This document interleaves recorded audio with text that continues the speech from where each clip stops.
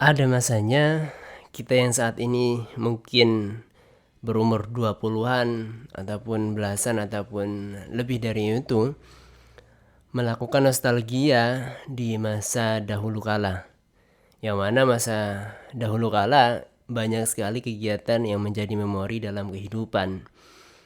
Salah satunya adalah ketika kita berada di masa sekolah dasar, yang mana pada saat itu tujuan kita adalah untuk rileks jenak, mengingat masa lalu, juga mungkin melepaskan beban yang ada di masa sekarang. Atau juga tujuannya adalah untuk mengingat-ingat kembali kegiatan-kegiatan permainan yang kita lakukan di masa dahulu kala. Lompat tali, petak umpet, bermain di bawah hujan, dan juga ada satu kegiatan yang tidak kalah pentingnya, yaitu minta tanda tangan imam setelah melaksanakan sholat tarawih di bulan Ramadan. Assalamualaikum, selamat datang di video pendidikan kita. Kita akan bahas berkenaan tentang masa dulu ketika kita di sekolah dasar.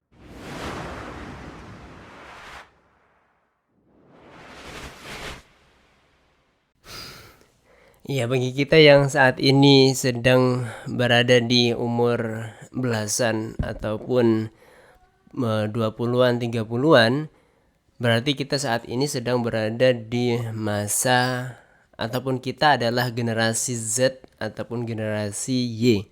Yang mana dulu kita mengingat-ingat kembali, kita diberi tugas oleh sekolah ketika khusus di bulan Ramadan, yaitu kita melakukan sholat tarawih.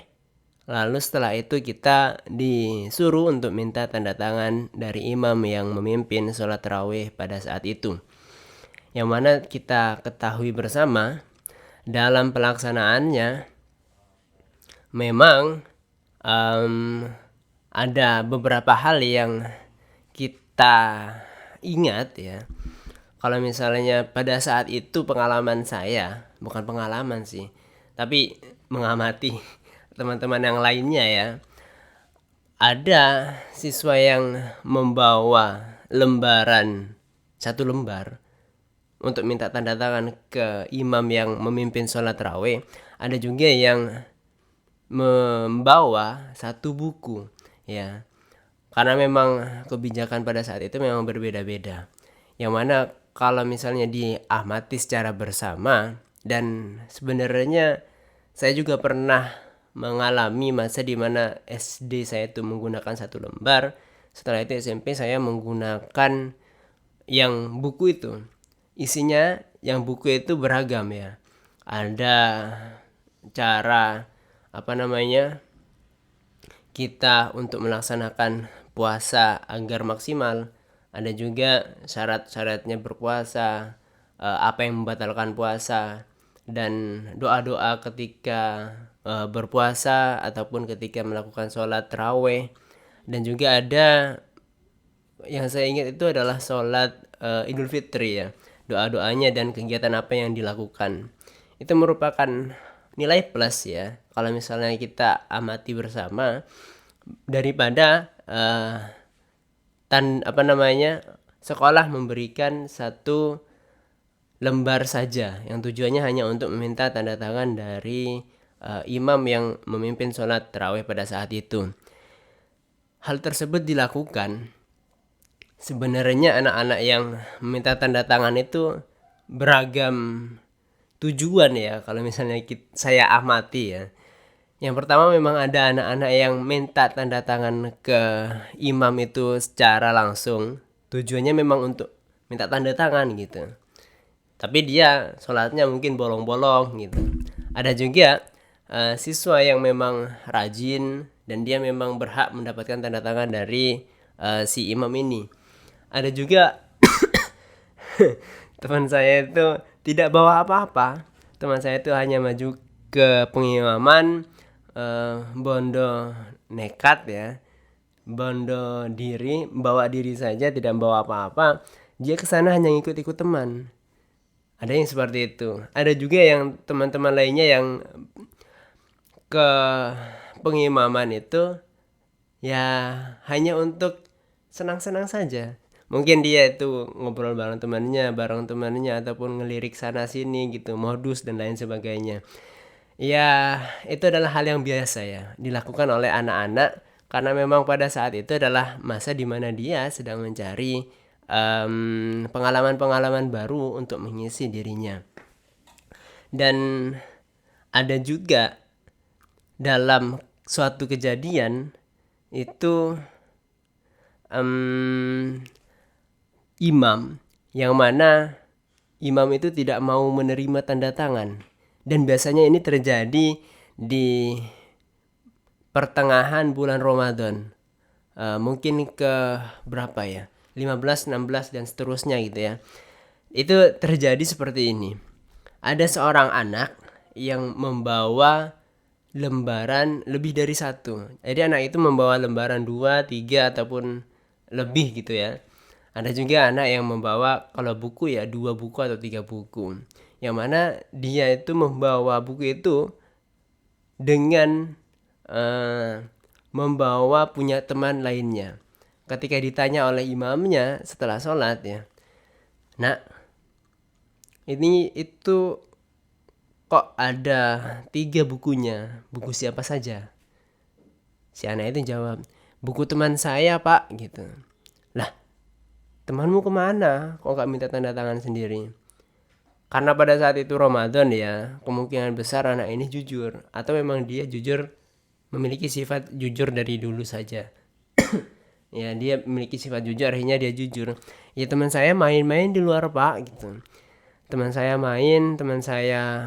ya nongkrong dengan yang lainnya, dan ini saya diminta tolong untuk dititipkan. Si imam ini ya ada yang nerima, ada yang enggak. Yang enggak nerima biasanya ya bilang, "Nah, kamu ini mau aja disuruh. Gak usah, biar mereka sendiri yang datang ke sini. Mana yang punya kamu, saya tanda tangan satu saja." Ada yang seperti itu. Ada juga yang imam yang mana itu hanya menerima yang semuanya ya. Imam yang menerima semua yang dititipkan oleh siswa. "Ya sini mana semuanya. Saya dapatkan tanda tangan biar cepat selesai," gitu.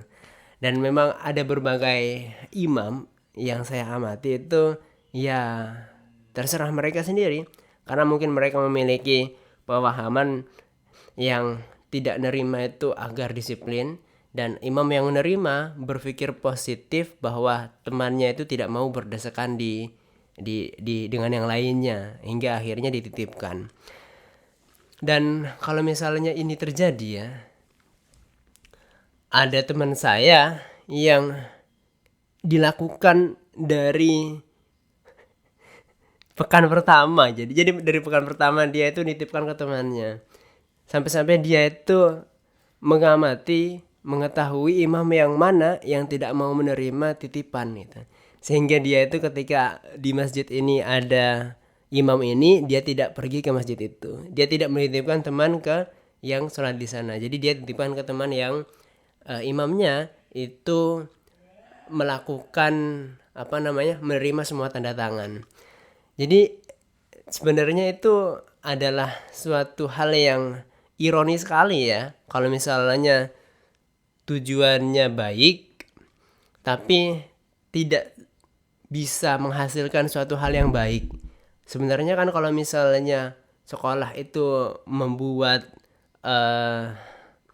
kegiatan meminta tanda tangan, tujuannya kan agar siswa itu bisa meminta tanda tangan ke imam, sehingga siswa itu bisa melaksanakan sholat berjamaah di masjid.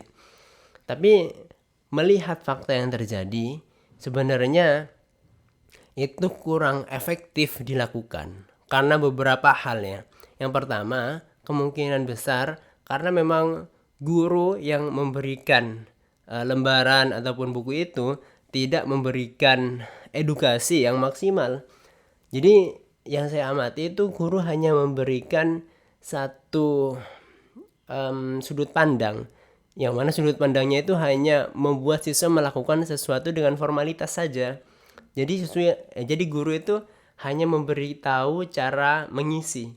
Jadi ini namanya ditulis nama imamnya. Setelah itu di sini nama masjid, tulis nama masjidnya, hari keberapa ditulis tanggalnya dan harinya.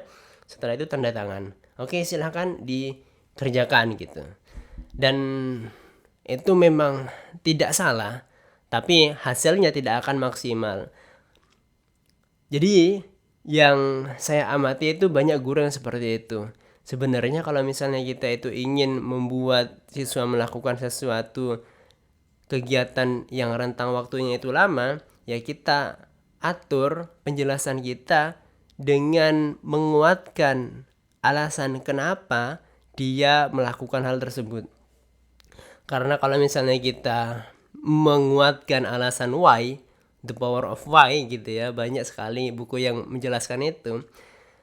Alasan kenapa itu sebenarnya sebagai penyadar untuk dirinya bahwa ketika dia melakukan A, maka hasilnya akan B. Berbagai cara yang bisa dilakukan. Mungkin bisa dengan menjelaskan tujuannya apa, manfaatnya apa, kenapa sih kamu melakukan ini gitu. Sehingga dia itu tergerak untuk melakukan karena dia itu ingin dirinya menjadi lebih baik di masa sekarang ataupun di masa yang akan datang. Karena memang kegiatan ini dilakukan tidak hanya sekali dua kali, kegiatan ini dilakukan tidak hanya sehari dua hari, maka tentunya tidak hanya menguatkan dia, tapi bagaimana caranya agar dia senantiasa tertantang. Dia itu mengamati bahwa kegiatan ini ya tidak stagnan saja, tidak membosankan. Maka di sana perlu ada kegiatan yang bertingkat gitu ya. Kalau misalnya saya yang disuruh buat ya, ya, jadi seperti ini. Adanya tingkatan-tingkatan yang dilakukan oleh anak-anak sejatinya itu membuat mereka lebih tertantang ketika hanya melakukan kegiatan yang stagnan, bosan-bosan saja. Misalnya satu pekan dia itu mungkin ya hanya minta tanda tangan gitu, bolehlah minta tanda tangan. Di pekan kedua kita naikkan levelnya. Mungkin si anak ini mencatat ceramah dari berbagai sumber, intinya saja. Setelah tanda tangan, lalu tanda tangan dengan mengisi inti ceramah. Setelah itu pekan ketiga atau sampai pekan keempat, si anak ini menuliskan kegiatan-kegiatan yang dia lakukan selama Ramadan. Jadi tanda tangan, menulis inti ceramah, dan yang terakhir adalah menuliskan kegiatan yang dilakukan ketika Ramadan.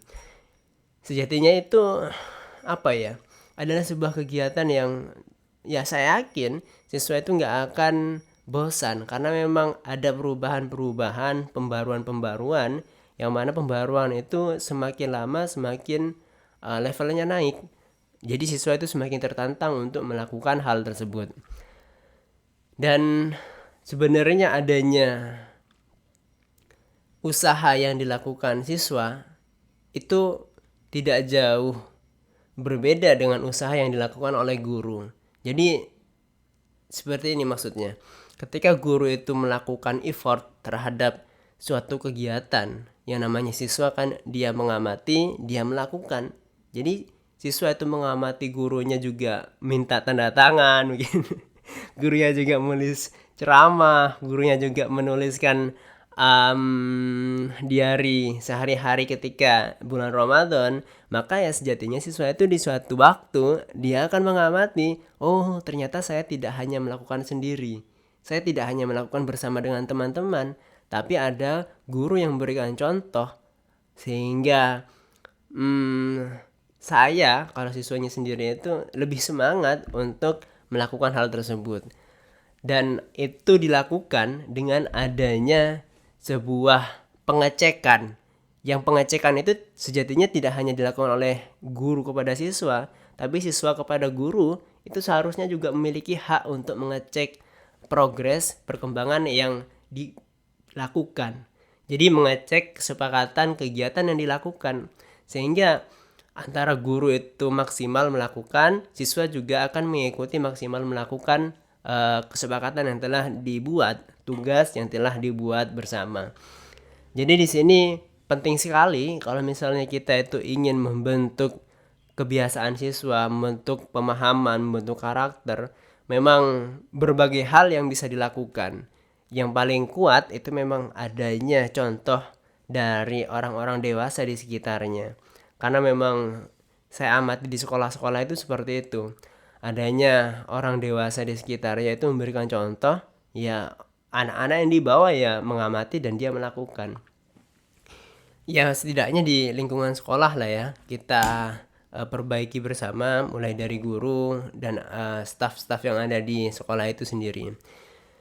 Kalau misalnya kita amati ya, jadi ketika kita itu memberikan suatu tugas, yang tugasnya itu tidak hanya dilakukan sehari 2 hari, tugasnya itu dilakukan secara berkelanjutan, maka di sini poinnya ada 3. Yang pertama adalah dalam pelaksanaannya itu harus memiliki level yang lebih dan lebih, sehingga siswa lebih tertantang. Setelah itu, dalam edukasi yang diberikan sebelum siswa melakukan kegiatan, lebih baik menguatkan why, kenapa dia harus melakukan itu, sehingga itu menjadi bahan bakar yang selalu menggerakkan dirinya dengan kesadaran bahwa dirinya itu akan mendapatkan sesuatu di waktu yang akan datang. Yang ketiga, itu harus ada pengecekan yang dilakukan oleh siswa kepada guru, begitu juga guru kepada siswa. Jadi adanya pengecekan di sini tidak hanya guru kepada siswa, tapi adanya interaktivitas antara guru dan siswa, siswa dan guru. Sehingga siswa itu mengamati bahwa guru saya juga memberikan contoh yang baik, ya kita harus melakukan hal itu. Kalau misalnya kita nostalgia ya, memikirkan nostalgia, maka memang sejatinya ada nostalgia yang baik, ada juga nostalgia yang buruk ya. Kalau misalnya nostalgia yang baik ya, dulu saya pernah melakukan ini itu, dan alhamdulillah sekarang mengalami perkembangan. Itu adalah suatu nostalgia yang suatu penilaian baik ya. Ada juga mungkin yang dulu saya kok bisa ya, misalnya rajin ke sekolah gitu, berangkat jam 7 pulang jam 3, tapi sekarang kenapa kok tidak bisa seperti itu gitu. Itu adalah suatu hal yang bagi kita perlu dinilai, sehingga nostalgia itu bukan hanya suatu mengingat, tapi adalah penilaian kita terhadap pencapaian-pencapaian yang dulu pernah kita lakukan. Apakah itu memiliki grafik naik ataupun grafiknya turun, yang mana itu sebagai pembelajaran kita untuk kita menjadi lebih baik di masa yang akan datang. Jadi nostalgia ya. Nostalgia banyak manfaatnya ya ternyata. Oke, mungkin itu video kita kali ini. Kita bertemu di video selanjutnya. Terima kasih. Assalamualaikum.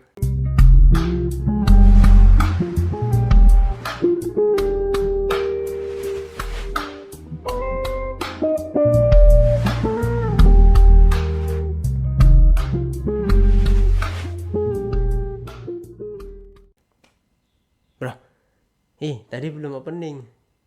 Sudah nggak ya? Hayo.